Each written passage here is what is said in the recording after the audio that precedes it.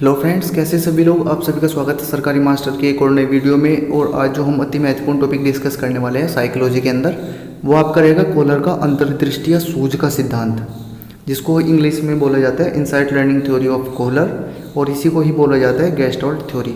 और ये जो गेस्टोल्ट टर्म है काफ़ी ज़्यादा महत्वपूर्ण है एग्जाम के पॉइंट ऑफ व्यू से, तो इसका कंप्लीट जो क्वेश्चन इस पे बनते हैं और एग्जाम में पूछे गए हैं वो हम आगे वीडियो में डिस्कस करने वाले हैं, तो वीडियो एंड तक जरूर देखें दोस्तों। और साथ ही साथ आपको बताना चाहूँगा, अगर आपने हमारी जो है थार्नडाइक, पावलोव और स्किनर की जो अति महत्वपूर्ण लर्निंग थ्योरीज़ हैं उनके सिद्धांत को अगर नहीं देखा है तो इस चैनल की जो प्लेलिस्ट है वहाँ पे आप जाकर तीनों चार वीडियो देख सकते हैं। वीडियो की शुरू करते हैं। तो जो इनसाइट लर्निंग थ्योरी या गेस्टोल्ट थ्योरी के जो प्रतिपादक माने जाते हैं गेस्टोल्ट थ्योरी के, तो वो हैं महोदय वर्दीमर। इसमें काफ़ी ज़्यादा आपको कन्फ्यूजन रहता है एग्ज़ाम के पॉइंट ऑफ व्यू से, क्योंकि ये क्वेश्चन कई बार बन चुका है और ये रिपीट होता रहता है 2 एग्ज़ाम के बाद। तो इस बार का जो है ये मुझे लगता है संभावित क्वेश्चन है, तो इसको आपको कन्फ्यूजन में नहीं लेना। अगर ऑप्शन में वो देता है वर्दीमर और क्वेश्चन पूछता है कि गेस्टोल्ट थ्योरी के प्रतिपादक कौन है, तो फिर आपको ऑप्शन करेक्ट करना है वर्दीमर। अगर इन केस ऑप्शन में वर्दीमर नहीं है तो आपको कोहलर पे जाना है। इसको मेंशन करके चलेंगे क्योंकि ये हर बार कन्फ्यूजन क्रिएट करता है जब ये एग्ज़ाम में आ जाता है क्वेश्चन। तो जो प्रयोगकर्ता थे वो कोहलर थे, ठीक है। गेस्टोल्ट थ्योरी के प्रतिपादक वर्दीमर थे, प्रयोगकर्ता कोहलर थे और सहयोगी कोफ्का या कोफ्फा थे। इसमें कन्फ्यूजन नहीं रखना, ये प्रोनाउंसिएशन अलग है क्योंकि सभी जर्मन नेम है। तो कहीं पे आपको ये कोफ्फा मिलेगा, कहीं पे आपको कोफ्का मिलेगा, ठीक है। बस ये याद रखना है, प्रतिपादक वर्दीमर थे, प्रयोगकर्ता कोहलर महोदय थे और सहयोगी इनके कोफ्फा थे, ठीक है। चलो आगे देख लेते हैं वीडियो। तो जो यहाँ पे कोहलर हैं वो किस देश से संबंधित हैं? वो जर्मनी से। और ये भी पूछा जाता है जो गेस्टोल्ट है वो किस देश की उत्पत्ति है? ये भी जर्मन से है, क्योंकि एक जर्मन शब्द है और ये जो संबंधित देश है जर्मनी से है, ठीक है। तो जो मुख्य शिक्षा मनोवैज्ञानिक है वो किस देश से संबंधित है, उस पर हमारी चैनल पे एक डिटेल्ड वीडियो आपको इस वीडियो के डिस्क्रिप्शन में मिल जाएगी, आप वो वहाँ जाके देख सकते हैं।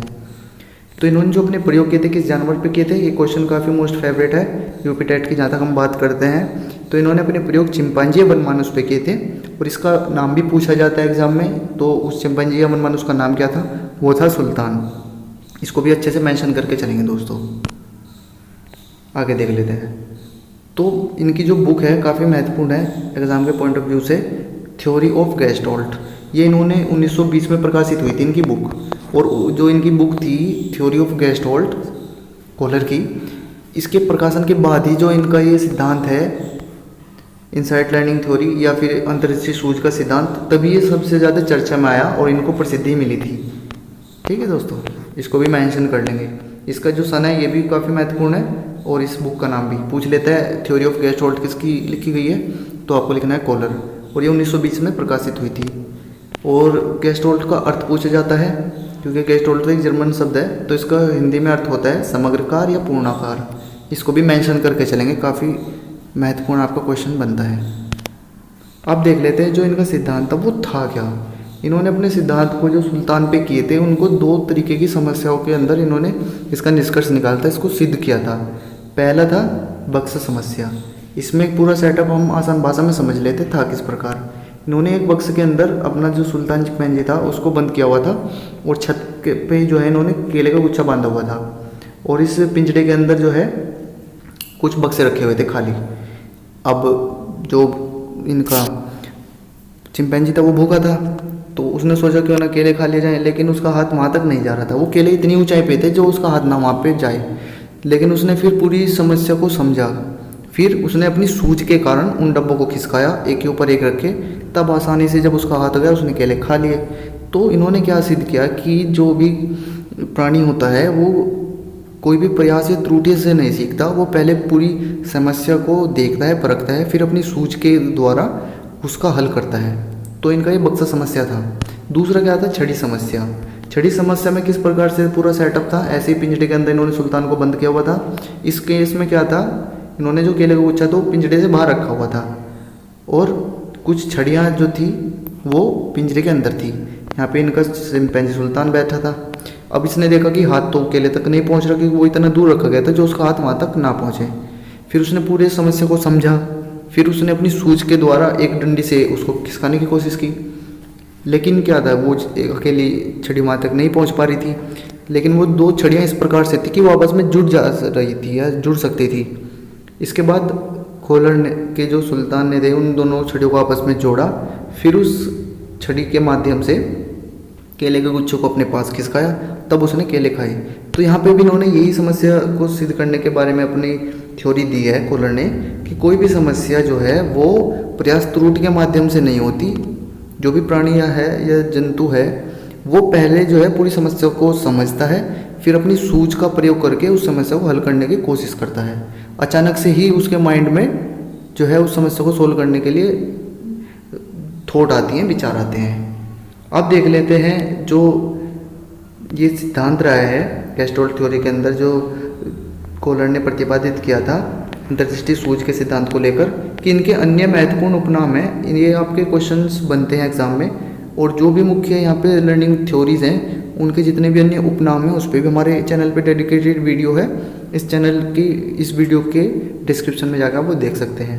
तो आइए डिस्कस कर लेते हैं अन्य उपनाम। पहला है अंतर्दृष्टि या सूझ का सिद्धांत। समझ का सिद्धांत भी इसी को ही बोला जाता है, क्योंकि कोई भी जानवर अपनी समझ या सूझ का प्रयोग करके ही अपनी समस्या का समाधान करता है। गेस्टल्टवादियों का ये सिद्धांत है तो इसको गेस्टल्टवादी सिद्धांत भी बोला जाता है। समग्र सिद्धांत इनका हिंदी नाम है ही। पूर्णाकार भी गेस्टल्टवाद को हिंदी में बोलते हैं, तो समग्र सिद्धांत या पूर्णाकार का सिद्धांत भी यही है। पूर्ण कारणवाद का सिद्धांत भी यही है।